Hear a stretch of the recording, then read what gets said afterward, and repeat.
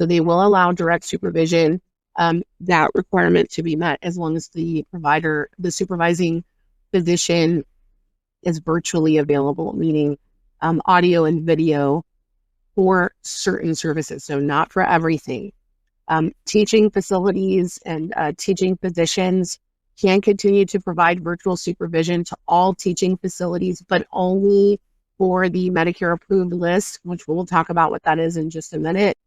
But that's only through the end of 2025. So if you're in a teaching hospital, teaching facility, keep in mind this will potentially change next year.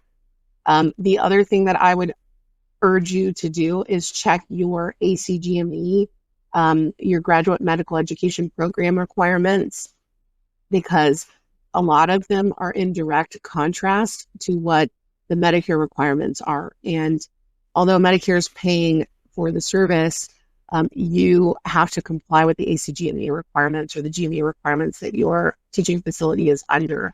So just be aware. So for medical telehealth, that originating site restriction is going to go into effect if nothing changes on April 1st, 2025. So I have clients that have come to me and said, oh, Toni, I'm still getting paid, so I guess everything's okay.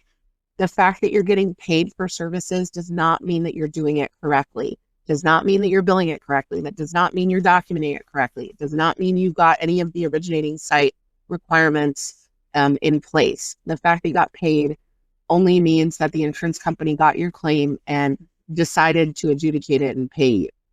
It's not a metric for success. And I hear this all the time.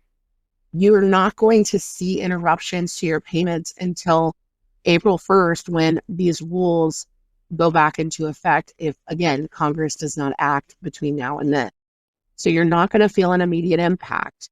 For behavioral telehealth, keep in mind, as I said earlier, these are permanently grandfathered in, meaning the originating site restrictions do not apply to behavioral health.